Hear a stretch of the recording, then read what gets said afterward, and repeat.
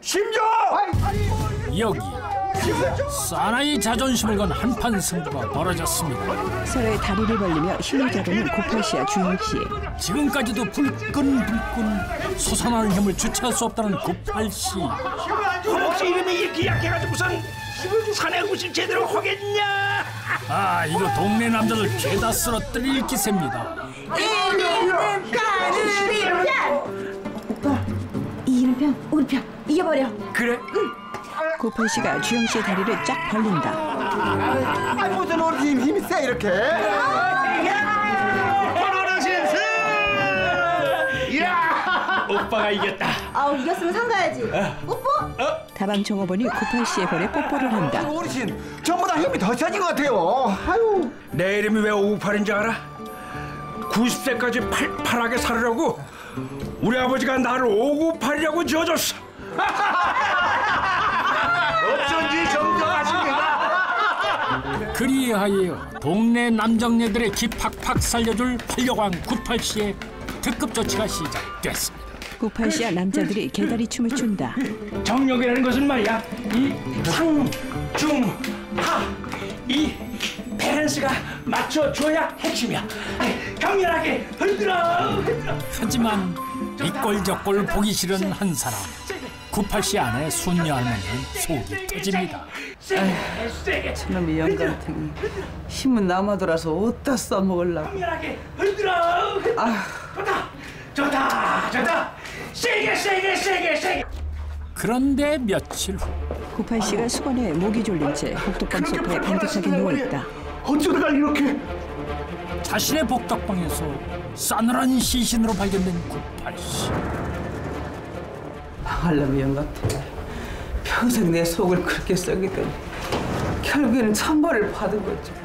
그를 처음 발견해 신고한 사람은 옆집 사는 과부 영심 씨였는데요. 아무래도 강도인 것 같아요. 그런데 이상한 게 타살이라고 하기엔 수건 말고는 침입의 흔적이나 어르신이 반항한 흔적이 전혀 없어요. 아니, 그럼 자살했단 말이에요? 저 인간 그럴 말을 위 못 돼요. 처음 발견하셨을 때 분명 저 상태로 쓰러져 계셨다. 네, 바로 신고한 거니까요. 40대 여자가 만삭의 배를 부여잡고 울며 복덕방으로 들어온다. 나랑 살떡이 어떡하라고 이렇게 혼자 죽으면 어떡해. 할아버지의 죽음을 슬퍼하며 목 놓아 울고 있는 이 아이는 또 누구신지. 오노인 죽음의 미스터리, 그 기막힌 이야기 속으로 들어가 보시지요. 두 번째 이야기, 죽음과 맞바꾼 사랑. 598 이순녀의 집. 아침부터 득달같이 딸네 집에 전화 거는 순녀 씨. 이순녀 65세 가명. 엄마야, 너 혹시 좋은 소식 있니? 아니 어제 엄마 꿈이 너무 생생해서 아무래도 태몽 같아. 오, 순녀 할머니 손주 보시려나요? 아, 확실해? 첫째야, 야, 나와봐. 막내 왔다. 안 오셨나 봐. 알았어. 예고편이라도 있으면 좋으련만 시련은 훅 들어와서 문제입니다. 한려광 98씨를 따라 당당히 집으로 입성한 이 여인은 그러니까 태몽이 맞긴 맞나 본데 영 번지수가 이상합니다. 이지영 45세 가명. 형님이라고 해야 하나? 형님, 오늘부터 잘 부탁드려요. 영감님이 소실들을 둘째, 셋째, 넷째 이런 식으로 부르시던데 그럼 저는 9째인가요? 598 70세 가명. 9째는 무슨 9째야. 막내야 막내. 이제 내가 네 마지막 사랑이다. 몰라. 날살 보고 부끄러워하지 말아요. 정말 동네 창피해가지고 아직도 정신 못 차리고 이런 참내를 집으로 데려와요. 어디 아내랑 눈을 치게 뜨고선 서방한테 대들긴. 네가 아들 하나 한번 놔봐. 내가 밖으로 놔둬라. 화내지 마요. 우리 찰떡이 놀랐어. 우리 막내 몸 풀 때까지 내가 집에 데리고 있을 테니까 말이야. 내 소고기 좀 푹 과가지고 미역국 좀 잘해야지. 그리고 정작과 좀 돌보고. 자. 98씨 정력 한번 대단하시네. 손주 볼 나이에 임신한 첩을 집에 들이다니요. 순녀 씨 속이 말이 아닐 텐데요. 그날 이후 한 집안 두 여인의 기막힌 동거가 시작됐습니다. 순녀 씨가 손녀를 데리고 슈퍼로 들어온다. 여기 사탕 여기 있다. 뭐 먹을까? 형님, 우리 저녁에는 고기 좀 구워 먹읍시다. 고기가 계속 땡기는 게 아들인가? 집에 가만히 처박혀서 있더니 동네 창밖에 다니게 어딜 돌아다니 뭐? 어차피 다 알게 되고 뭘 그렇게 신경 써요, 형님. 그나저나 우리 영감님 팔자도 참 첩이 8명이나 있는데 어떻게 아들 하나 못 건지었을까? 뭐 저 얘기 좀 못하냐? 가만, 그럼 족보가 어떻게 되는 거야? 우리 찰떡이가 태어나면 삼촌이 되는 건가? 맞다, 삼촌이네. 얘 꼬마야, 삼촌 해봐. 순녀 씨가 지영 씨를 때린다. 그러니까 좀 작작하시지. 이 할망구야! 야, 이 할망구야! 이 할망구야! 이게 노망이 들었어! 아니, 우리 아들 잘못되면! 네가 책임질 거야, 네가! 아이고, 막내야! 아이고, 막내야! 오빠, 왜 이제 왔어? 아니 영감님 조강지처 중한 줄 아셔야지. 그러다 큰 코 다치십니다. 순녀 씨의 서름이 깊습니다. 지금껏 살아온 세월을 생각하면 더 이상 태울 속도 없다는데요. 며칠 후 순녀 씨가 가로등이 켜진 집 앞으로 나온다. 아이고, 아유 영감님이 이번에 큰 돈 쓰셨어요. 어떻게 반지는 마음에 드세요? 그게 뭔 소리예요? 왜? 사모님한테 뭐 싹싹 빌 일 있다고 다이아 반지를 엄청 굵은 놈을 해가셨어요. 아직 못 받으셨어요? 예. 그러니까 마포의 한강물은 말라도 우리 영감님 호주머니에 돈은 절대 안 마른다니까. 아이고 좋으시겠어요. 아유 저 가겠습니다. 예. 아이고. 예. 반지는 또 어디로 갔답니까? 구판 씨가 지영 씨에게 반지를 선물하는 모습을 순녀 씨가 상상한다. 사랑해. 이놈의 이영감 같은 게 진짜 이게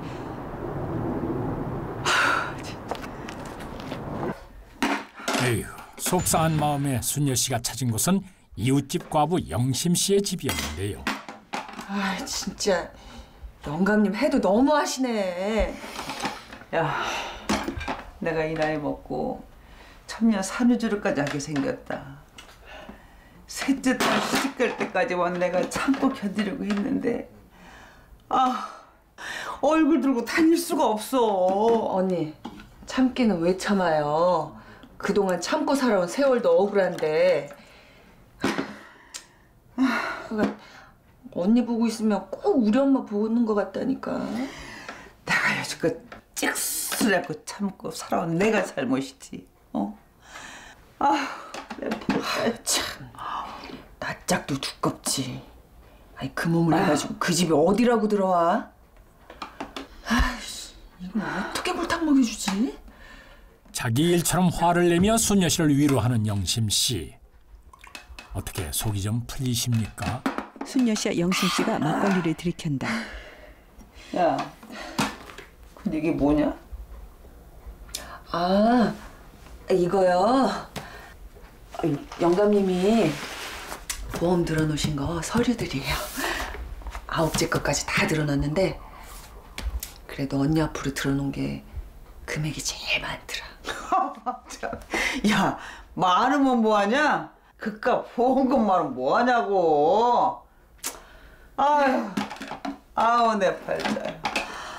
아우 내 팔자야. 한잔 합시다. 박정한 기자 일요신문. 본처 사이에 딸만 셋을 낳아 살고 있었는데요. 본처가 아들을 낳지 못했다는 핑계를 대면서 결혼 생활 내내 여성 편력을 자랑했다고 합니다. 게다가 복덕방을 운영하며 엄청난 재력을 갖고 있었던 터라 여자들이 끊임없이 따랐는데요. 그러던 중 어느 날부턴가 신변에 이상한 일들이 일어나기 시작합니다.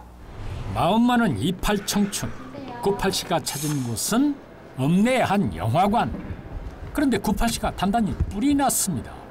여기 늙은이가 어디 있다고 경로우대냐 경로우대긴. 할인을 해드려도 역정이세요. 경로우대는 무슨 개뿔. 여기 최고로 좋은 자리 2개 만들어 놓고 말이야. 그리고 나머지는 네 팁이다. 왜 그래? 직원분도 좋은 뜻으로 얘기하셨을 텐데 그러지 말고 팝콘 먹자. 맛있어? 아니 98씨 그새 또 다른 여자친구가 생긴 겁니까? 지연 씨가 달려와 지연 씨에게 팝콘을 뿌린다. 야 막내야. 야 막내. 뭐? 오빠? 야, 감히 어디서 우리 오빠한테 꼬리를 치고 난리야? 첩주된 마누라 행세는. 뭐? 너 지금 뭐라 그랬어? 딸린 입이랑 어디 그렇게 지랄을 하고 난리야? 이년! 98씨 영화는 무슨 영화보다 더 재미있는 막장 드라마를 직접 찍고 계시네요. 그런데 이 재미있는 구경거리를 진즉부터 지켜보고 있는 2사람이 있었습니다. 이건 대체 무슨 시츄에이션이랍니까? 수고 많았어요. 순녀 씨와 영심 씨가 지연 씨에게 돈 봉투를 준다. 다음에도 잘 부탁해요. 이런 일 있으면 또 전화 주세요. 아 그러니까 이게 다 2사람이 꾸민 일이었군요. 저도 똑같이 당해봐야 우리 속을 알지. 야, 속이 시원해. 기다려요, 언니. 막내인지 뭔지 저거 머리채 몇 번은 더 잡아야 우리 속이 풀리지. 그렇게 시작된 복수전의 서막. 이에는 이, 눈에는 눈이라고 했던가요? 그날 이후 바빠진 한 사람이 있습니다. 임신한 몸으로 바람 현장 검거에 나선 막내첩. 오빠! 나한테 어떻게 이러기야? 인연이 아직도 정신을 못 차렸네 진짜. 오빠 이 참녀. 남의 눈에 눈물 나게 하면 제 눈에는 핏물이 난다는 진리를 아셔야지. 그렇게 막내첩을 골탕 먹이기 위한 2사람의 작전은 한동안 계속됐습니다. 98씨가 러닝 차림에 바지 앞서본 풀어헤치고 지영 씨에게 쫓겨 지연 씨와 골목으로 달아나고 있다. 아 눈물 없이는 볼 수 없는 리얼 액션 첩보. 정여광 98씨가 써내려간 파란만장했던 격정 로맨스는 과연 어떻게 끝이 날까요? 98씨 인생은 영화가 아닙니다. 이제 좋은 구경거리 그만 만드시고 집으로 좀 돌아가시지요. 영심 씨가 복덕방으로 들어온다. 왔구만. 앉아. 근데 영심 씨가 98씨 복덕방엔 무슨 일이죠? 영감님 이게 보험 상담을 받기 위해 영심 씨를 호출한 98씨. 그런데 이 양반 마음은 또 저만치 콩밭에 가 있는 것 같습니다. 이런 게 다 있었나? 네. 시도 때도 없이 발동하는 그놈의 바람기. 야, 이런 게 다 있었네. 야. 이건 뭐 보험 상담을 받는 건지 연애 상담을 받고 싶은 건지. 아 그러면 그렇지. 단호한 태도로 98씨를 마크하는 영심 씨. 지은 죄가 많은 사람들이 더 불안한 법이죠. 당돌하던 막내첩이었건만 이제는 온 신경이 영감님 주위의 여자들을 향해 있습니다. 네가 왜 여기서 나와? 우리 오빠한테 무슨 볼일 있다고? 잘난 그 아드님 교육보험 들어주신다고 상담하고 오는 길이다. 왜? 꿈냐? 뭐? 보험? 아이씨. 막내첩 당한 것이 많았던 터라 영 찝찝한 느낌을 지울 수가 없는데요. 그리고 며칠 후. 아이고, 그렇게 팔팔하시는 양반이 어쩌다가 이렇게. 갑작스럽게 날아든 비보. 98씨가 자신이 운영하는 복덕방에서 싸늘한 시신으로 발견이 된 것입니다. 보험 증서 드릴 게 있어서 왔다가 제가 왔을 때는 이미 돌아가셨더라고요. 아무래도 강도인 것 같아요. 처음 발견하셨을 때 분명 저 상태가 맞습니까? 네, 바로 신고한 거니까요. 그런데 이상한 게 타살이라고 하기엔 수건 말고는 침입의 흔적이나 어르신이 반항한 흔적이 전혀 없어요. 아니, 그럼 자살했단 말이에요? 저 인간 그럴 말을 위 못 돼요.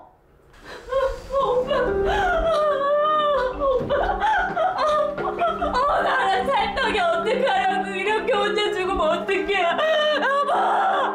여보 나만 눈 떠봐.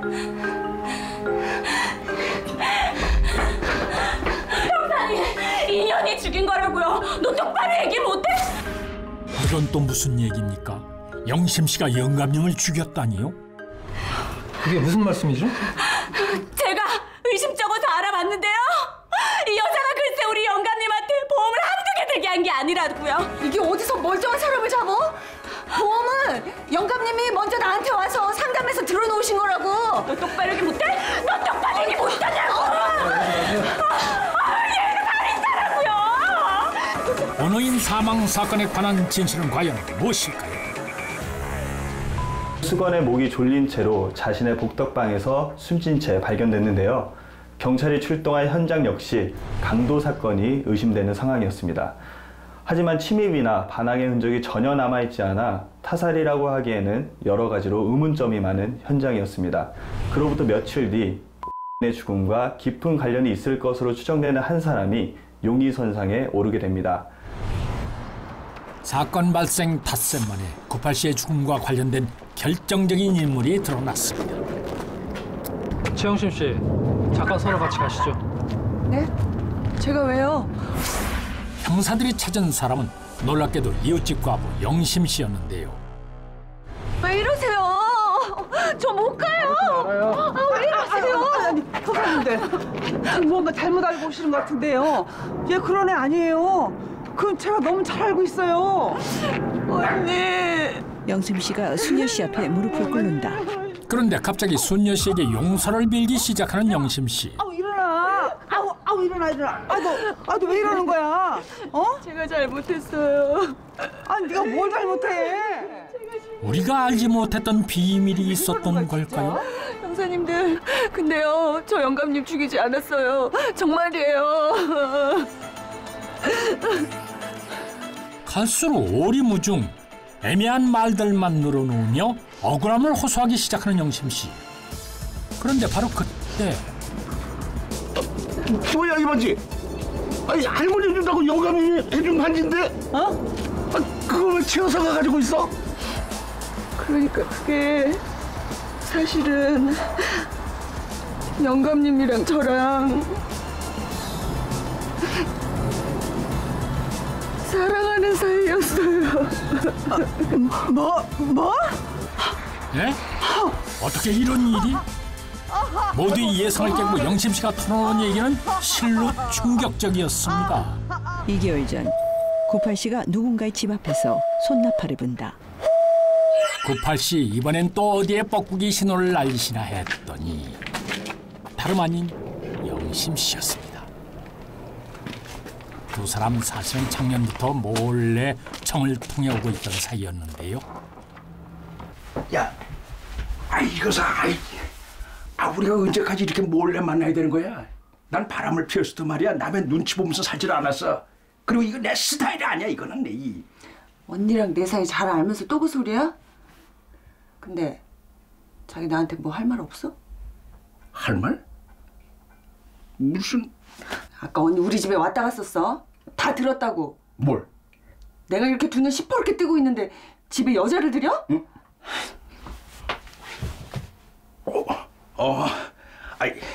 이봐. 야, 걔하고는 말이야. 걔하고는 내가 딱 한 번밖에 안 했다. 어떡하니? 내 피추를. 그것도 내 아들을 가졌대. 어떻게 날 만나면서 그럴 수가 있어. 그 여자야 나야. 선택하라고. 물론 자기가 아들만 낳아주면 자기지. 이봐. 화 풀어. 내가 자기를 얼마나 의지하면서 사는데 정말 나한테 이렇게 상처 주기야? 알지. 내가 잘 알지. 우리가 처음 만났던 날 그거 기억나지? 내 마음은 아직도 그대로야. 두 사람의 만남은 1년 전 그날로 거슬러 올라갑니다. 다방에서 사채업자들이 영심 씨를 위협한다.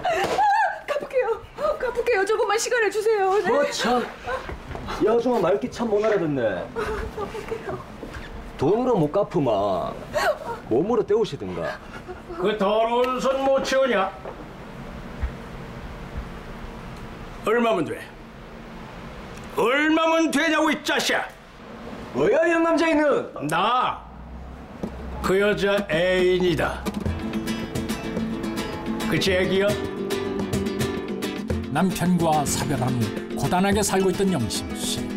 그런 그녀에게 한 줄기 빛처럼 나타난 사람이 바로 98씨였다는데요. 그렇게 큰 돈을 이렇게 한 번에 빌려주실 줄은. 이제 보험 일도 시작했으니까 어떻게 해서든 빨리 갚을게요. 천천히 갚아도 되니까 돈 걱정하지 마라. 이웃끼리 돕고 사는 거지 뭘 그래. 그날을 시작으로 잦은 만남을 갖게 된 두 사람. 얼마 되진 않지만 먼저 갚아드리겠어요. 최 여사, 내 돈은 제일 마지막에 갚으래도.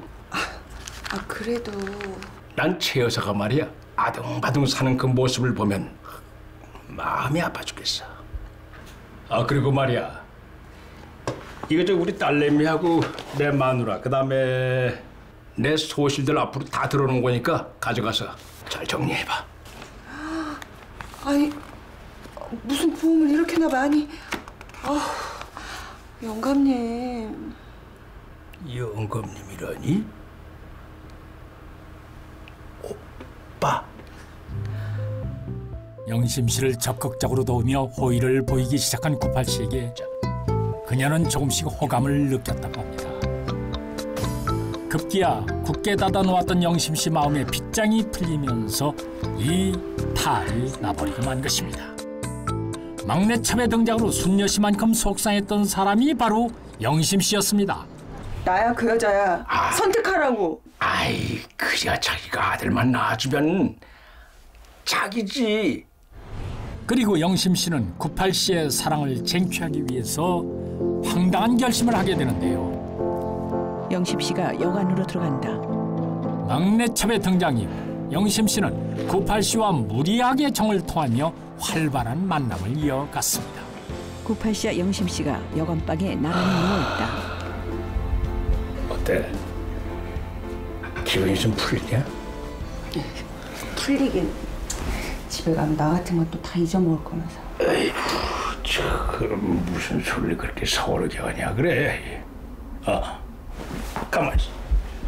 그저 큰 딸내미 말이야, 곧 결혼한다 그랬지. 내가 애비 노릇 해줄 테니까는, 그리고 혼수 걱정은 하지 말라고 그래. 응? 정말요? 응. 정말요? 응. 역시 우리 자기밖에 없어. 사실 부인 몰래 가 정을 통해오던 사이였는데요. 남편과 사별하고 어렵게 살고 있었던 는 시간이 지날수록 에게 의지하는 마음이 커졌고요. 이 죽던 당일에도 두 사람은 함께 있었던 것으로 밝혀졌습니다. 밀접하게 연관돼 있었던 인물 은 이어서 황당한 사실 하나를 털어놓게 됩니다. 저도 마음으로는 이러면 안 되지 하면서도 자꾸 영감님한테 의지하게 되고. 그래, 내 영감 돈이 그렇게 탐나니? 그래서 죽였냐? 그런 게 아니고요. 그런 게 아니고. 넌 똑바로 얘기 못해? 보험은 왜 그렇게 많이 들어놨는데 너 우리 영감님 죽이고 그 돈 딱 찾으려고 그랬던 거잖아. 보험은 내가 아둥바둥 사는 게 안 됐다고 영감님이 들어주신 거. 바로 말해줘라. 그날 그냥 그렇게 헤어졌어야 되는데 영감님이 자꾸 복덕방으로 자꾸 또 오라고 하셔가지고 제가 죽인 게 아니라. 아이고, 이거 답답해 죽겠네. 그냥 속 시원히 얘기를 해보세요. 아유, 이걸 어떻게 얘기해? 사건 당일 여관아. 아유, 누가 보면 어쩌려고 그래요. 어서 먼저 가세요. 이렇게 헤어지는 게 아쉽지 않아? 응? 오늘 우리 복덕방 문 닫는 날이야. 내가 먼저 가실 테니까 뒤따라올게요. 어머, 망측하게 진짜. 그리고 복덕방 위험한데.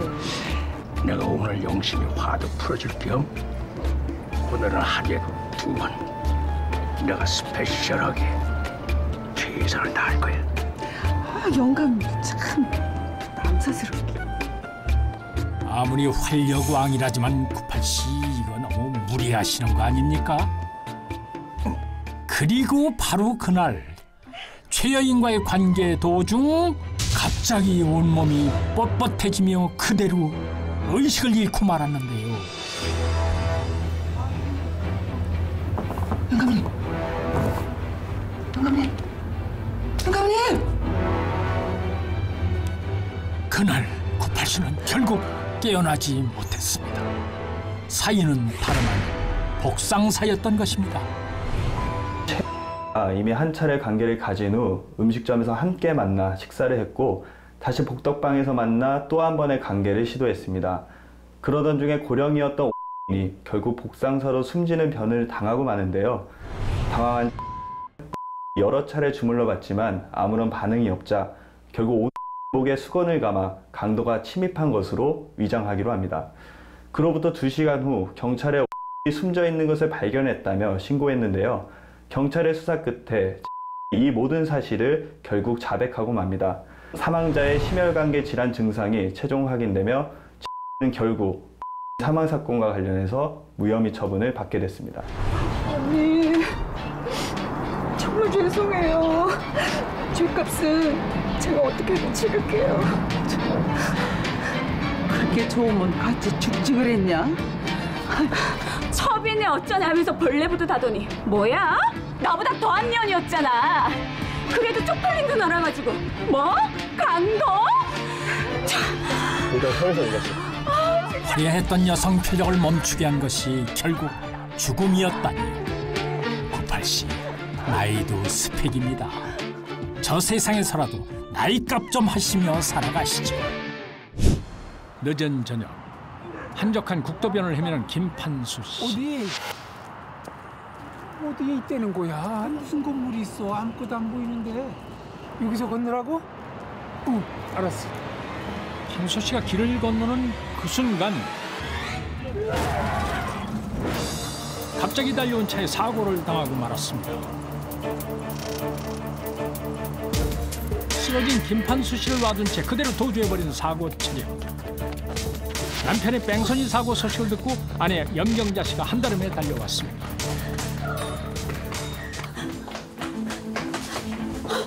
여보, 정신 좀 차려봐요. 이게 무슨 일이야? 선생님, 어떻게 된 거예요? 죄송하지만 돌아가셨습니다. 네? 안 돼, 여보. 나 어떡하라고. 나 어떡하라고, 여보.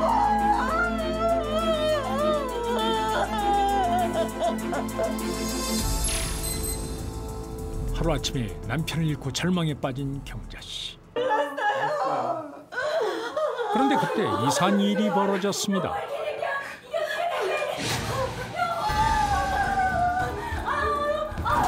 당신이 왜 죽어? 이게 어떻게 된 거야, 여보? 대체 이 여성은 누굴까요? 저기요. 누구세요? 누구라뇨? 내가 김판수 씨 아내예요. 자신이 죽은 남자의 아내라 주장하는 두 여자. 이들에겐 대체 무슨 기막힌 사연이 있는 걸까요? 몇 시간 뒤 결국 장례를 치르다 말고 경찰서까지 오게 된 염경자 씨와 홍연아 씨. 나를 좀 봐봐요. 내가 임종도 지키고 장례식 상주도 했어요. 이러니까 내가 원통하다는 거죠. 사고가 났대서 병원에 갔더니 벌써 시신을 가져갔더라고요. 이 여자가 내 남편을 훔쳐서 도둑 장례를 치른 거예요. 내 남편을 내가 왜 훔쳐? 내가 진짜 두 사람 다 무척이나 억울해 보이는데요. 대체 누구의 말이 진실일까요? 누가 부인이? 내가 부인이라니까. 내가 왜 내가 부인이니까요? 정말 왜 이래 정말. 3년 전 지금의 2층 집으로 이사를 왔다는 김판수 씨. 아이고 안녕들 하세요. 어머나. 안녕하세요. 예. 며칠 전에 이사 온 사람입니다. 아, 예. 이 집에 이사 오셨나 봐요. 예. 네. 별거 아닙니다만. 아, 예. 동네 잘 사람들에게 먹을게요. 떡까지 돌리며 인사를 했는데요. 이사 오면 떡도 하는구나. 그러니까. 요즘 세상에. 자네도 인사 좀 해. 안녕하세요. 잘 부탁드립니다. 그때 판수 씨가 아내라고 소개한 사람은 분명 홍연화 씨였습니다. 사모님이신가 보네? 예. 우리 남편이에요. 그렇다면 염경자 씨가 거짓말을 하고 있는 걸까요?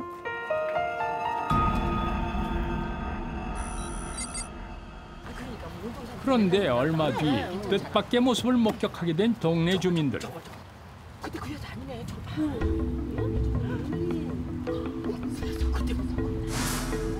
판수 씨와 다정하게 산책을 하는 사람은 연화 씨가 아니라 경자 씨였는데요. 다정해 보이는 두 사람의 관계는 대체 무엇일까요? 쭉 드세요. 오미자차예요. 시원하다. 그래요? 아니 언제 이런 것도 준비했어? 당신 오늘 많이 걸었는데 다리 안 아파? 아유, 이 정도 가지고 무슨 저 쌩쌩해요. 올려봐봐. 내 주물러 줄 테니까. 아유, 주책이야. 됐어요. 아유, 뭐. 아니야. 오늘 당신 많이 걸어서 안 돼. 풀어줘야 된단 말이야. 아유, 그래도 주물러 주니까 좋긴 좋네요. 그치?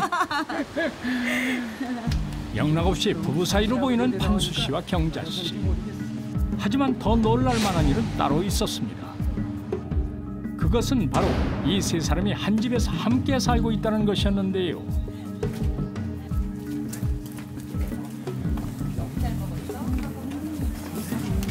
도대체 뭐야?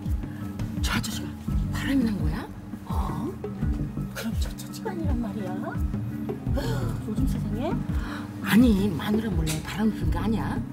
아유, 바보 천치도 아니고 아무리 위아래집 나눠 산대지만 한 집에 살면서 그것도 모르게? 놀라운 것은 자신이 진짜 아내라 주장을 하는 두 여성이 모두 김판수 씨의 집에서 함께 살고 있었다는 것이었는데요. 어떻게 이런 관계를 유지를 할 수가 있는지, 이 세 사람의 진짜 관계가 무엇인지에 대한 의문이 들 수밖에 없는 그런 상황이었습니다. 세 사람의 관계는 정말 기묘했습니다.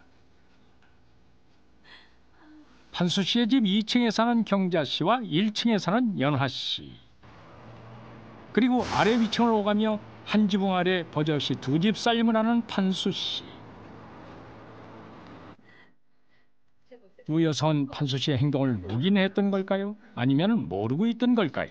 아유 맛있네요. 실체를 알 수 없는 세 남녀의 이상한 동거는 3년간이나 계속됐습니다.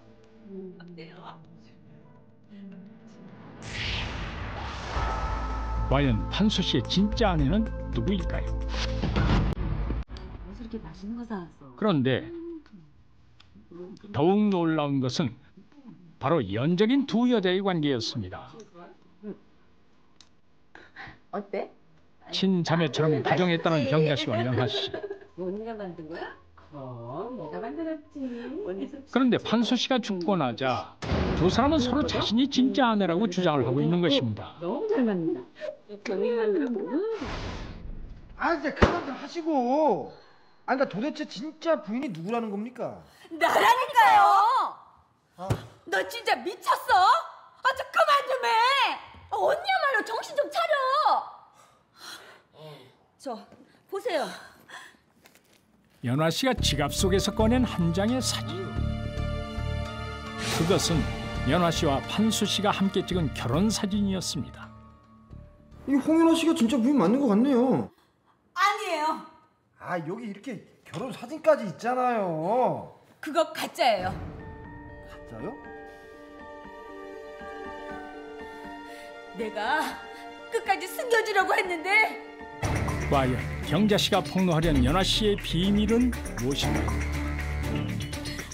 너 내 남편하고 위장 결혼한 거잖아. 위장 결혼이요? 경자 씨의 주장은 이랬습니다. 잠깐 인사만 하시자니까. 그 내가 봐도 정말 아까운 사람이에요. 오래전 사별하고 판수 씨, 혼자 지내다 그 내가 7년 전 얘기했던 김판수 씨를 소개받았다는 경자 씨. 안녕하세요. 잘해봐. 아니 뭐예요? 커피 두 잔 줘요. 번거로운 결혼식이나 혼인신고 절차는 생략하고 살림만 합치기로 한 것인데 신혼부부 못지않게 행복했다는 판수 씨와 경자 씨.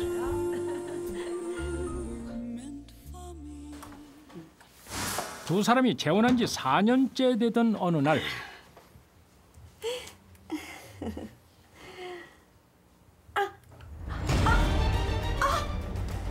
극심한 호흡곤란을 호소한 경자 씨. 여보 왜 그래?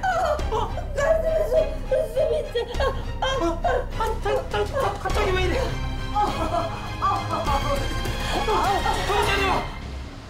그녀에게 무슨 일이 일어난 걸까요? 선생님, 우리 집사람 왜 이러는 겁니까? 심장 판막증입니다. 심장 판막증에? 한두 달 안에 수술을 받지 않으면 생명이 위험한 상황. 하지만 문제는 1,000만 원이 넘는 수술비였습니다. 월세집에 보증금이라도 빼서 병원비를 충당하기로 결심한 판수 씨. 문제 때문에. 어떻게 갑자기 집을 빼요? 그래도 어쩝니까? 사람은 살려야죠. 저기 무슨 보증금만이라도 먼저 주시면 안 될까요? 내가 짐을 바로 빼드릴게요. 나도 월세 받아 먹는 사람인데 그런 현금이 어딨어요? 하지만 끝내 거절당하고 말았는데 경자 씨와의 재혼을 앞두고 투자 사기로 퇴직금까지 모두 잃었던 판수 씨. 남은 재산은 400만 원이 전부였습니다. 아무것도 하지 못하는 자신을 원망하던 판수 씨. 그때 버려져 있던 생활정보지 속의 광고 하나가 그의 눈에 들어왔습니다. 판수 씨가 발견한 것은 무엇일까요? 그것은 바로 사례비를 지급한다는 국제 결혼 알선 광고였습니다. 아내 경자 씨를 살리기 위해서라면 물불을 가릴 것이 없었던 판수 씨. 곧바로 알선 업체를 찾아갔는데요. 아이고 어서 오세요 김판수 씨. 예, 들어오세요. 예.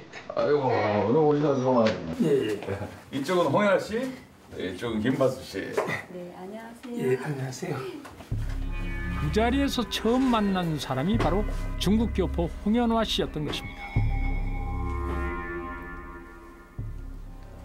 연아 씨는 불법 체류자 신세 면하고 또 김 선생님은 급전이 생기고 서로 도와주는 거라 생각하시면 돼요. 아 예. 근데 돈은 언제쯤? 혼인신고 마치는 대로 뭐 바로 600만 원 입금해 드릴 겁니다. 그리고 2, 3일 안에 홍현 씨가 국정만 따면 바로 이혼 절차 밟아드릴 거니까 염려 마시고요. 아 예. 이거 접수해주세요. 그렇게 연화 씨와 위장 결혼을 하게 된 판수 씨.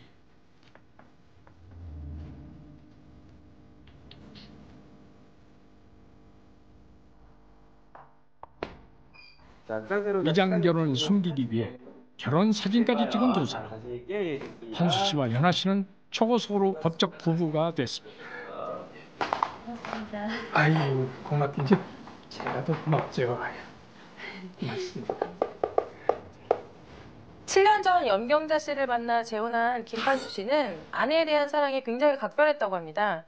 아내 염경자 씨 역시 김 씨가 사기를 당해서 재산이 거의 없었는데도 재혼을 선택할 만큼 애정이 남달랐고요. 그런 아내를 살리기 위해서 김판수 씨는 중국 교포 홍연아 씨와 위장 결혼했던 것인데요. 아내 염경자 씨와는 혼인신고를 하지 않은 사실혼 관계였기 때문에 가능했던 거죠. 위장 결혼을 해주는 대가로 600만 원을 받았고 다행히 아내 염경자 씨는 수술을 받고 완치될 수 있었습니다. 연화 씨와의 인연을 계속 이어지게 만든 건 사실 경자 씨였는데요. 정말 고마워요. 나 덕분에 살았어요. 아유, 아니에요. 저도 덕분에 살고 있는데 내 형편에 근사한 데는 못 가도 꼭 밥 한 번 사고 싶었어요. 고맙습니다. 연화 씨를 생명의 은인이라 생각했다는 경자 씨. 식사를 함께하면서 싹싹한 성격의 연화 씨와 금세 친해졌다고 합니다.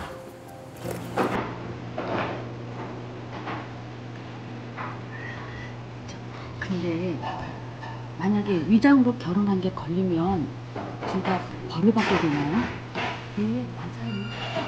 이러지? 근데 그걸 누가 조사를 해요? 그게 갑자기 조사관이 나와서 같이 사나 그러기도 하고 동네 사람들한테 묻기도 하고 이런 경우가 가끔 있대요. 그럼 어떡하지? 그래서 저희 집에 남정우 씨랑 홍 같은 경우도 안 됐어요. 그런 걸로 믿을까요? 그러니까 김 사장님이랑 저랑 잘 맞춰놔야죠. 나 이거. 위험한 비밀까지 공유하며 더욱 돈독해진 두 여자. 그냥 언니라고 불러도 되죠? 그럼요. 우리 부부도 둘밖에 없어요. 우리 한가족처럼 지내요. 그날 이후 남편 판수 씨와도 함께 어울리며 세 사람은 막역한 사이가 됐는데요. 그런데 몇 달 뒤 판수 씨에게 뜻밖의 소식이 전해졌습니다.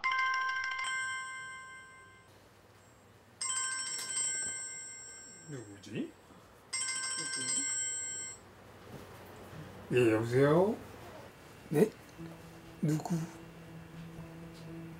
고모님이요? 뭔데요? 무슨 전화인데 그래요?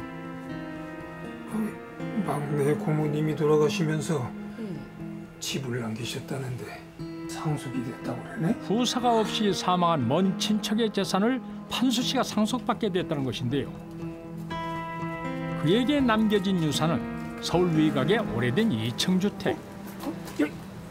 이 집 같은데? 번지수 여기 맞네. 우리 이제 쫓겨날 걱정 없이 살아도 되겠다. 정말 좋아요. 집 2층이라 잘 됐네요. 뭐가? 연하요. 아예 들어와 살라고 합시다. 지하방 사는 거 딱해 죽겠어요. 그런가? 예. 연화 씨와의 동거를 먼저 제안한 사람은 바로 판수 씨 아내 경자 씨였는데. 진짜? 고마워요. 들어가봅시다. 아내 염경자 씨가 남편의 위장결혼 배우자인 홍연아 씨와 함께 살자고 한 이유는 친자매처럼 돈독한 사이가 됐기 때문이기도 했지만 위장결혼이 탄로가 나면 남편 역시 처벌을 받게 되니까 이를 막기 위한 방편이었고요. 위장결혼이 드러날까 봐 삼자 간에 서로 합의를 해서 홍연아 씨와 김판수 씨가 부부 행세를 했다는 것이었습니다. 정말입니까? 그렇다니까요. 우리 남편하고 이 여자는 몇 달 전에 이미 이혼하고 서류 정리 다 했어요. 연화 씨가 국적을 얻은 뒤 남편과 이혼을 했다는 것입니다. 안 돼요.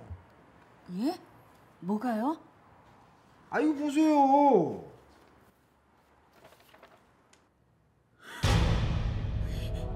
이게 뭐야? 서류상에 여전히 김판수 씨와 홍연화 씨가 부부로 남아 있었습니다. 뭐야 이게? 나한테 분명히 이혼했다고 했잖아. 이혼은 무슨? 사람 왜 이렇게 눈치가 없어요? 뭐? 언니가 불쌍해서 말을 안 한 거야.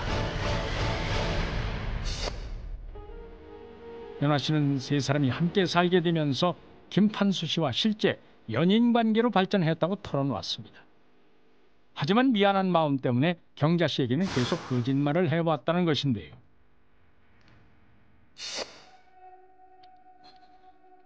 아니야. 그 양반이 나한테 그럴 리가 없어. 어떻게 나한테 그럴 수가 있어? 내가 너한테 얼마나 잘해줬는데. 누가 할 말인데 언니? 어차피 내 덕분에 수술 받고 지금까지 살아있는 거 아니야? 나도 그 감정을 생각해서 많이 참은 거예요. 아니 나라고 내 남편 나눠가는 게 좋았는 줄 알아?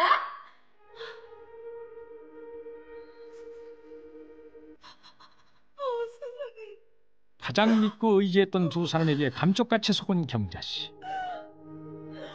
도무지 믿어지지 않는 대신이었는데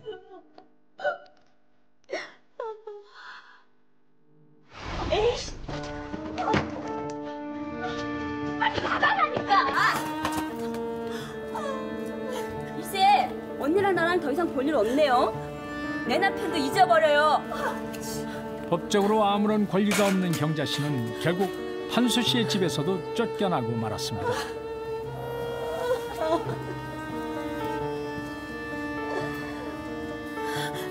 하루아침에 오갈 데 없는 신세가 된 경자씨. 그녀가 가방 속에서 판수 씨의 수첩을 발견했는데 그런데 남편의 수첩을 살펴보던 경자씨의 표정이 심상치 않습니다. 과연 그 수첩 안에 어떤 비밀이 숨겨져 있는 걸까요?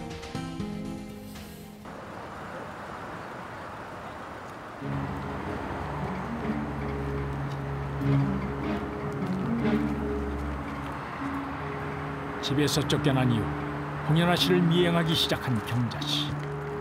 늦은 밤 연아 씨는 인적 없는 곳에서 낯선 사람과 은밀히 만나고 있었는데요.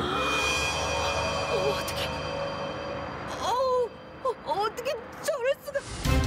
그녀가 이토록 경악하는 이유는 무엇일까요?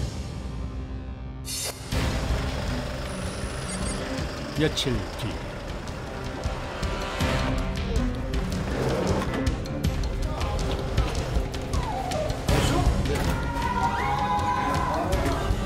여기 있습니다.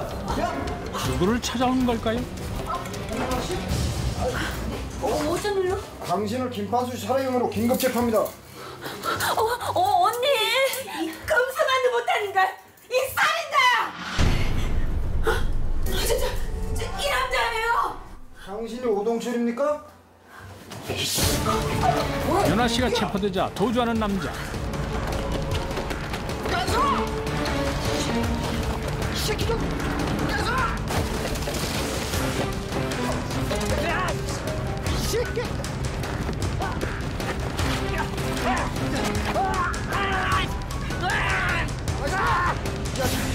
이 남자는 대체 누굴까요? 알고 보니 죽은 김판수 씨와 홍연아 씨가 위장 결혼한 후에 연인 관계로 발전했다는 것은 모두 거짓말이었습니다. 사실 이 홍연아 씨에게는 2년 전부터 내연 관계를 맺어온 중국 교포 남성이 따로 있었는데요. 이 남성은 일정한 직업이 없는 불법 체류자였습니다. 원래 한국 국적을 취득을 해서 한국에 거주할 계획이었던 그 교포 홍연아 씨는 이 남성과 교제를 하면서 무서운 범죄를 공모를 하게 된 것입니다.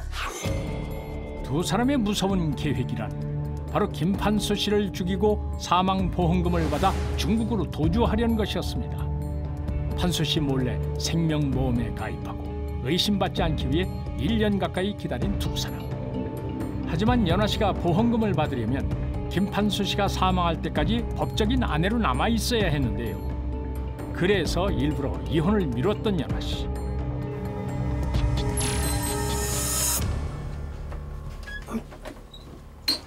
아니 그게 무슨 소리야? 저 귀화 심사가 연기가 됐어요. 그래? 그럼 어찌 되는 거야? 괜찮겠어? 몇 달 안에 될 테니까 좀 기다려주세요. 할 수 없지 뭐. 언니한텐 그냥 이혼 처리됐다고 해요. 건강도 안 좋은데 괜히 걱정하게 하지 말고.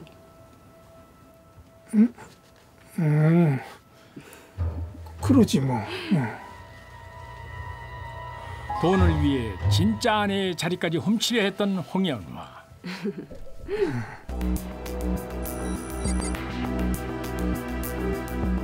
그리고 마침내 홍연화와 내연남 오동철 뺑소니 사고를 가장해 김판수 씨를 죽일 계획을 세우게 되는데. 딱 좋은 그러니까 한적하고 좋지. 난 여기 생각하고 있거든. 한 사람의 생명을 돈과 바꾸기 위해 미리 현장을 찾아가 살인 이행 연습까지 했던 두 사람.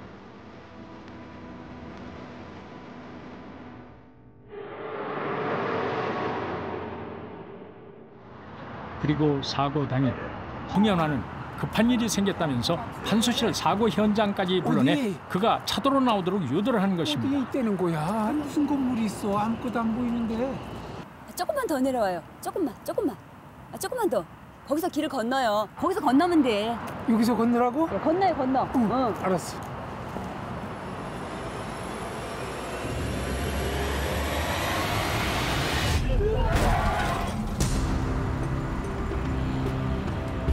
결국 판수 씨는 목숨을 잃고 홍연아는 보험금을 받는 데 성공했습니다. 달렸어. 그런데 두 사람은 왜 중국으로 돌아가지 않고 한국에 남아있다 경찰에 체포가 된 것일까요? 보험금 3억을 받기 위해서 살인을 저지르고도 두 사람은 욕심을 부렸는데요. 바로 판수 씨가 남긴 집까지 처분을 해서 돈을 가져가려고 한국에 머무른 것입니다. 그러던 사이에 우연히 남편의 다이어리를 열어본 아내 경자 씨가 발견한 것이 있었는데요. 바로 남편과 자신의 이름으로 된 비행기 티켓이었습니다. 알고 보니 결혼기념일을 앞두고 김판수 씨가 아내와의 여행을 준비했던 것인데요. 남편이 변심하지 않았다고 확신한 아내 염경자 씨는 홍연아 씨를 끈질기게 미행을 해서 결국 범행을 밝혀냈는데 일조하게 됩니다. 끈질긴 미행 끝에 홍연아에게 내연남이 있다는 사실을 알게 된 경자 씨. 아니 이게 뭐예요? 아직 피자국도 제대로 지우지 않고. 이거 빨리 폐쇄시켜야 되는 거 아니에요? 아이 그랬다가는 게 덜 미잡혀.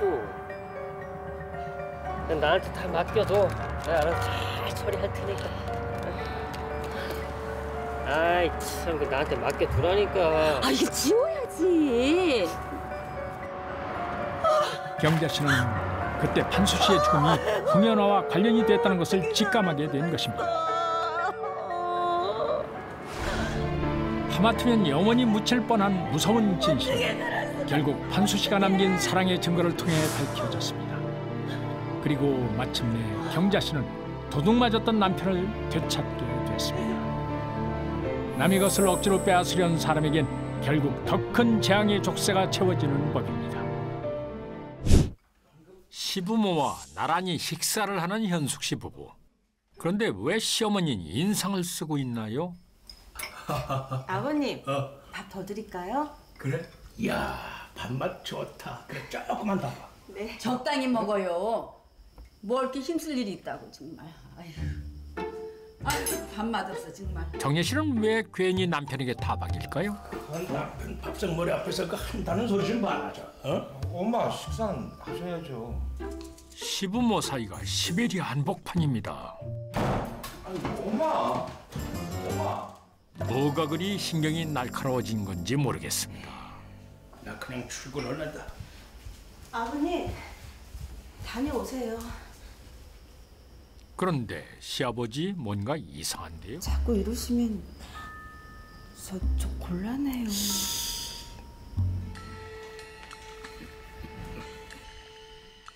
그리고 그날 밤 몰래 집 밖을 빠져나온 며느리 현숙 씨. 그 뒤에 누군가가 있습니다. 올라오너라. 어서. 시아버지는 뭘 원하는 거죠? 예, 가요. 은밀한 비밀을 가진 시아버지와 며느리. 대체 이 집에서 무슨 일이 벌어지고 있는 걸까요?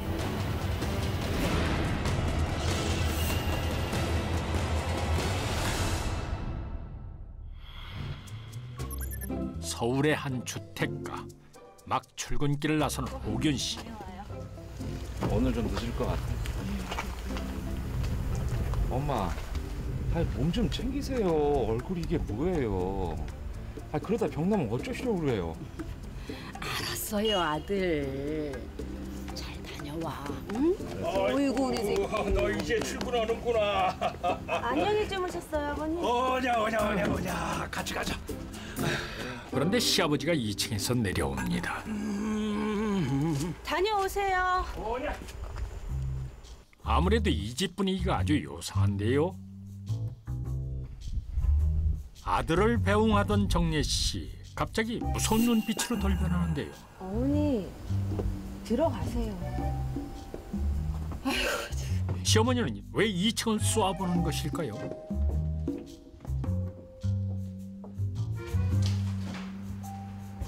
남편을 출근시키자마자 냉장고 청소부터 하는 며느리 현숙 씨. 아, 숨 좀 돌리시지. 보안이 시어머니의 명령이었나 봅니다. 살림의 여왕인 정례 씨의 눈엔 모든 성이 안 차는 듯한데요. 이거 봐, 이거. 응? 뚜껑에 음식물 묻지 않게 하라고 그랬지? 아휴. 오늘은 넘어가는가 싶었는데 깔끔한 시어머니의 레이더망에 딱 걸리고 말았네요.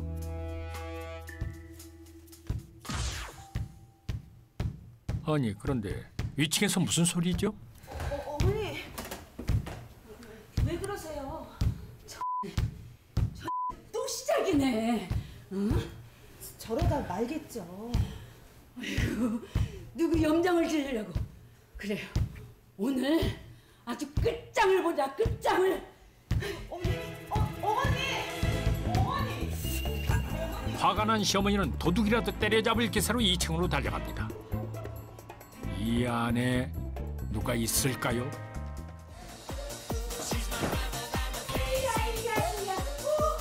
이 2층에서 에어로빅 산매경에 빠진 이 여성의 정체가 궁금합니다.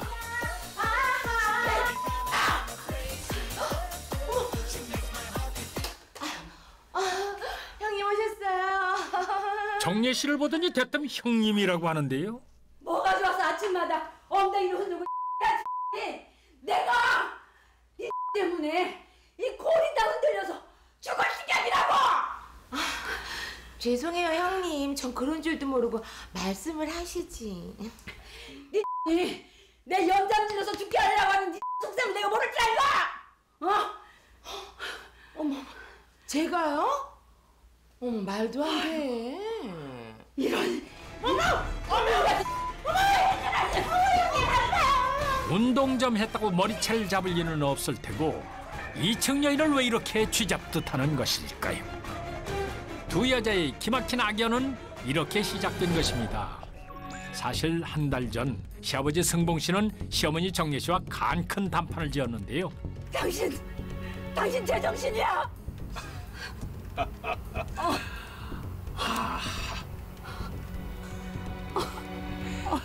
그러니까 내가 양자택일하라고 그랬잖아.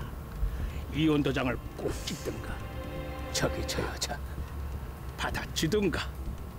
내가 어떻게 살았는데 이혼장에 도장을 찍어? 그러니까는 저 여자 받아준다. 어이없게도 내연녀를 자신의 집으로 데려와 살겠다고 선포를 한 것입니다. 두 눈을 뜨고도 그 꼴을 당해야만 했던 정례 씨. 며느리 현숙 씨도 당혹스럽기는 마찬가지였는데요. 덕불 장군 시아버지는 그렇게 당당히 내연녀를 집안으로 끌어들였습니다. 형님, 감사합니다. 이 여인이 바로 2층에 살게 된 문희 씨였던 겁니다. 이 무슨 조선시대도 아니고 혼처가 있는 곳에 첩을 들이다니요. 아버님. 너 집에 있었구나. 네 둘째 새어머니시다. 아이 저 인사 나중에 천천히 하고 말이야. 네 어머니 잘 돌봐드리라. 지금 고향이 쥐 생각합니까? 그렇게 2층 집에 첩을 떡하니 올려다 놓았던 것이지요.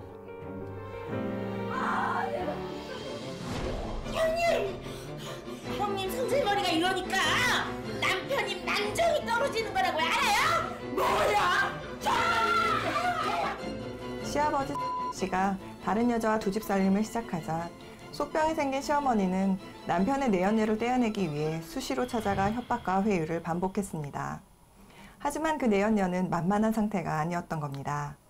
그 모습을 지켜보는 며느리 씨도 굉장히 불안한 상태였죠. 그리고 그날 밤 내가 그 여자한테 손대지 말라고 경고를 했어. 오늘 얼마나 두드럽했어. 뭐요? 그 여자 당한 게 당신 그렇게 가슴이 아파서 죽겠어요? 평생을 같이 산 마누라는 가슴에 10%의 못이 박혀서 피가 이렇게 쩔쩔 나는데 안 보여요. 제발 날 값주면 이해해내라. 내가 그렇게 호의호지 시켜줬으면 보답을 줄어야지. 다시 한 번 그 여자한테 손댔다가는 이 집에서 빈몸으로 쫓겨날 줄 알아. 적반하장도 유분수지요. 어머니 잘못이라. 어머니 잘못이란 말이 이렇게 어이없게 들리긴 두 사람도 처음일 겁니다.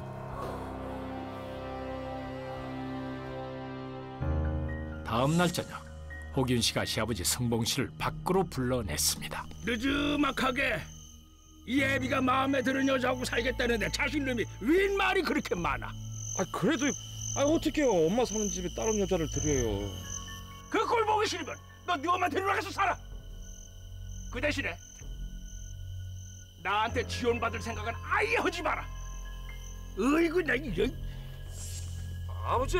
놀자를 보고 다리를 뻗었어야지요. 아버지가 어디 보통 사람입니까? 일주일 후 현숙 씨가 시어머니와 함께 장을 보러 가는데요.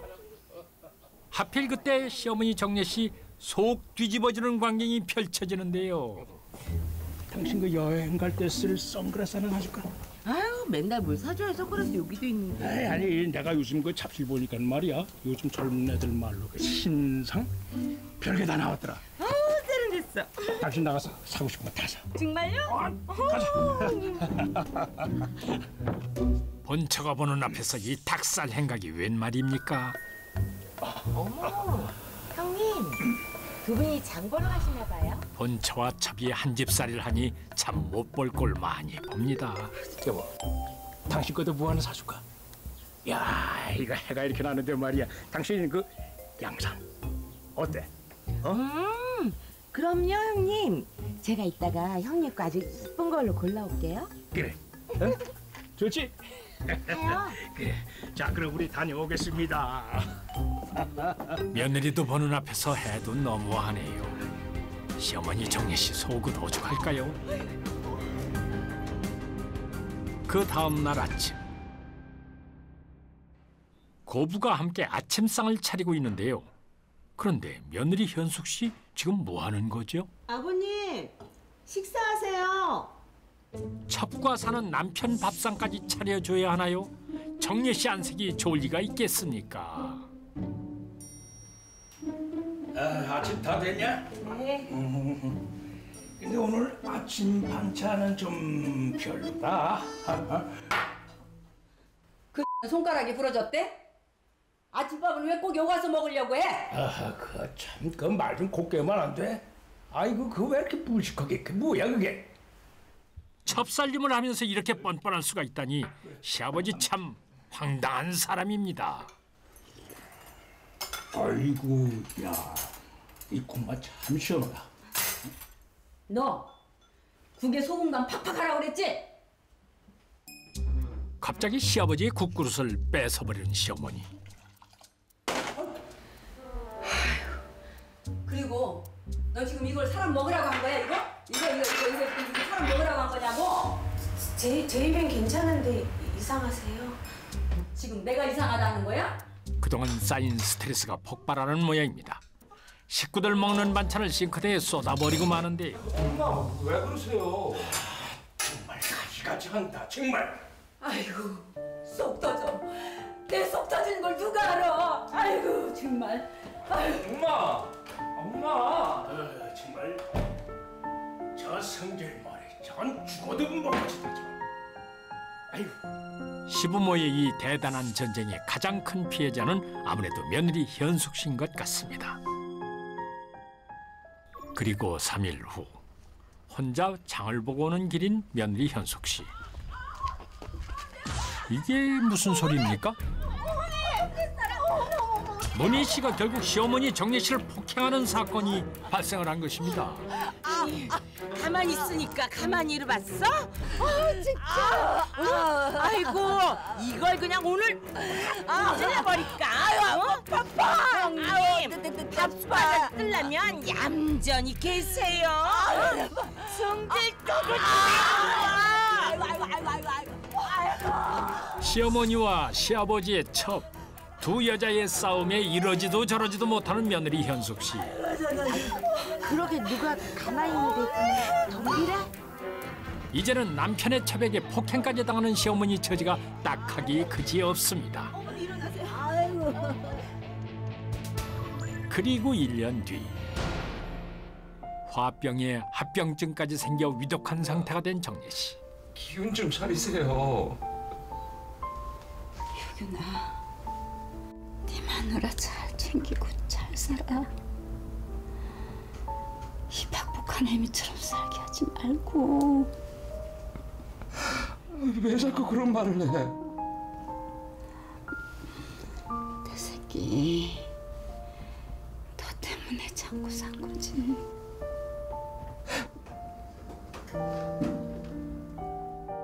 현숙 씨는 시어머니의 인생이 딱하게 느껴진 것일까요?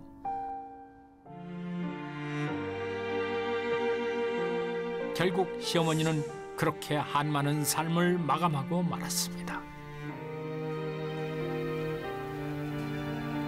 시어머니의 마음고생을 옆에서 지켜보던 현숙 씨는 더욱 슬픔이 커 보이는 듯합니다.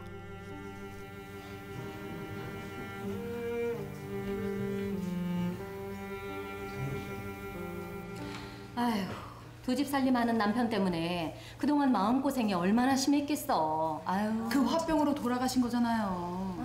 아니, 근데 그 백녀 씨가 안방 차지하려고 보통이 아니었다면서요? 아유, 왜 아니겠어. 그러니까 이런 사단이 난 거잖아. 어? 아유, 죽은 사람만 불쌍하지 뭐. 시아버지의 첩살림 얘기는 알만한 사람은 다 아는 이슈였는데요. 그런데 현숙 씨 귀신이라도 봤나요? 시어머니 초상집에 버젓이 나타난 문희 씨, 참 얼굴도 두껍습니다. 현숙 씨도 몹시 불쾌한 듯한데요. 잘 지냈는가?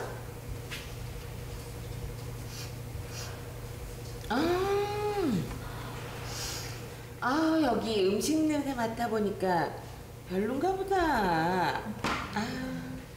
시아버지 승봉 씨를 닮아 그 뻔뻔함이 보통이 아닙니다.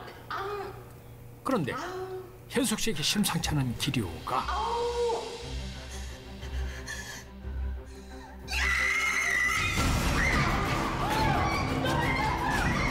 갑자기 이성을 잃어버린 현숙 씨. 그 얌전하던 며느리가 왜 이렇게 돌변을 한 걸까요?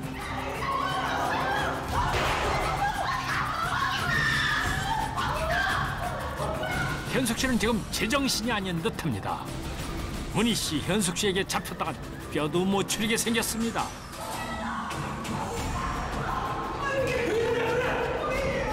지금 장례식장에서 이 무슨 난리란 말입니까?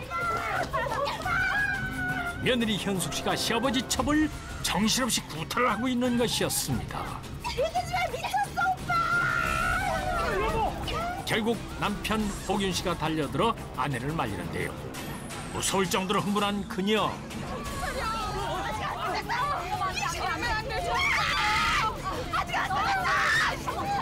이렇게라도 시어머니가 못 푼 한을 대신 갚아주고 싶었던 것일까요? 문희 씨는 정말 죽다 살아났습니다. 장례식장에 있던 사람들은 너무 놀랄 수밖에 없었는데요. 며느리가 시아버지와 재혼할지도 모르는 여자를 너무 심하게 구타를 했기 때문이죠. 하지만 주변 사람들은 죽은 시어머니의 복수를 한 며느리라며 를 두둔하는 분위기가 지배적이었습니다. 결국 는 시아버지의 내연녀를 폭행하여 벌금형을 선고받았지만 아이러니하게도 효부라는 칭송을 얻게 된 것입니다. 그리고 며칠 뒤 폭행 사건으로 조사를 받고 경찰서에서 나오는 두 사람. 아니 장례식장에서 아무리 하나도 사람을 그렇게 때려? 나 정말 깜짝 놀랐어. 내가 그렇게 심했어? 기억 안 나? 난 당신이 격투기 선수인 줄 알았어. 그런데 현숙 씨는 뭐가 그렇게 재밌는 걸까요? 속이 다 빵 뚫린 것 같네. 이게 다 무슨 말이죠? 남편 호균 씨는 닥쳐 감을 잡을 수가 없는데요. 박장대소라는 현숙 씨만의 사연은 무엇일까요? 그 이야기는 1년 전으로 거슬러 올라갑니다. 사실 시집 올 당시부터 시어머니 정례 씨는 며느리 현숙 씨를 마음에 들어하지 않았습니다. 비켜봐. 깍두기 길이까지 검사하며 며느리를 괴롭혔던 것인데요. 깍두기 길이는 3cm라고 몇 번을 말해? 제가 맞춘다고 한 건데. 배운 게 시원찮으면 눈썰매라도 있어야지. 어이구, 껴. 무 3cm, 배추 4cm. 시어머니의 기준대로 딱 맞춰가며 고단한 시집살이를 했지만 그래도 시어머니 말이라면 무조건 따른 착한 며느리였습니다. 이런 집도 흔치 않을 겁니다.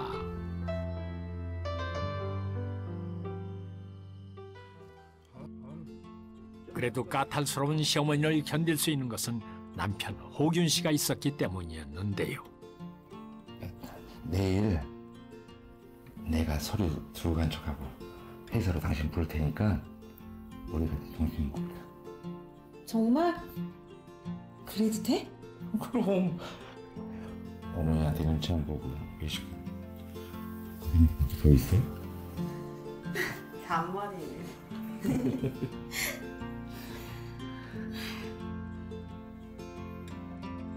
그런데 현숙 씨에게 아주 곤란한 일이 생겼습니다. 아버님, 어머님 아시면 저 죽어요. 그러니까 네 어머니 모르게 몰래.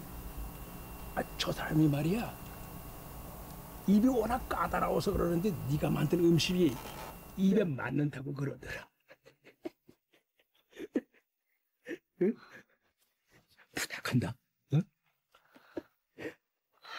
시아버지의 은밀한 부탁 때문에 어쩔 수 없이 밤마다 음식을 만들어 2층에 올려다 놓아야 했는데요. 시어머니가 잠든 그 시각에 말이지요. 게다가 청소까지 두 시어머니를 모시는 고달픈 인생이 시작된 것입니다.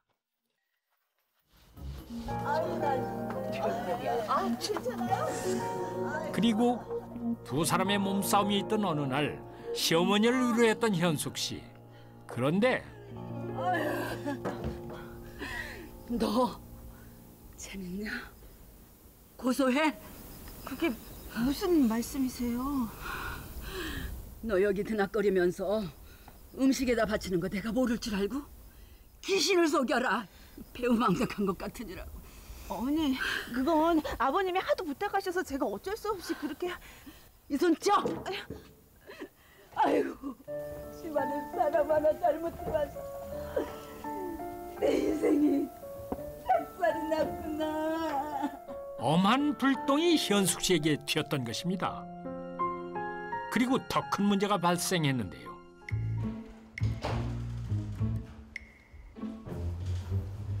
됐다. 내가 입히마.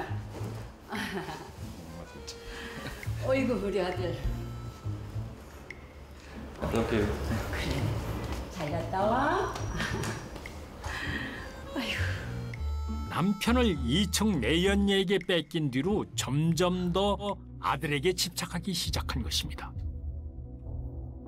그러더니 자주 아들 내외 방을 들락거리면서 현숙 씨의 자리마저 뺏으려 했습니다.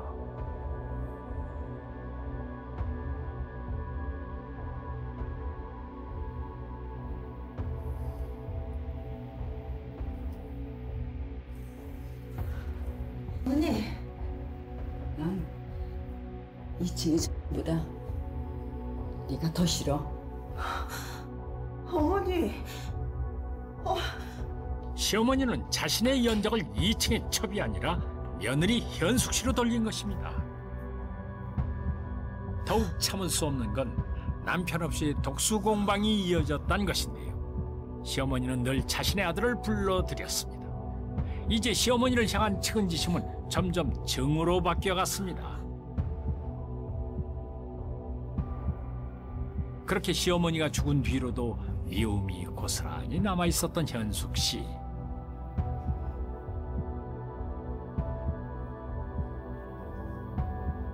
그런데 그날 문희 씨를 보고 깜짝 놀란 것은 그날따라 시어머니와 너무 흡사한 모습 때문이었습니다.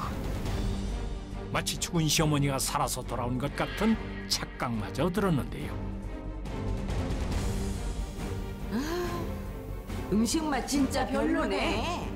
자신을 괴롭히던 시어머니와 똑같은 행동을 하는 시아버지의 첩을 보는 순간 이성을 잃었던 것이죠.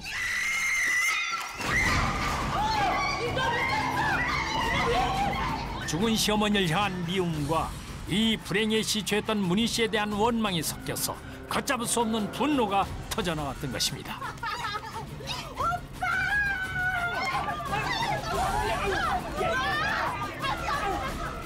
어쩌면 그날의 소동은 호랑이 시어머니가 죽을 때까지 말대꾸조차 해보지 못했던 어느 며느리의 과감한 도발이었다고 할 수 있겠는데요. 그렇게라도 쌓여왔던 마음의 응어리를 풀고 싶었던 것이죠.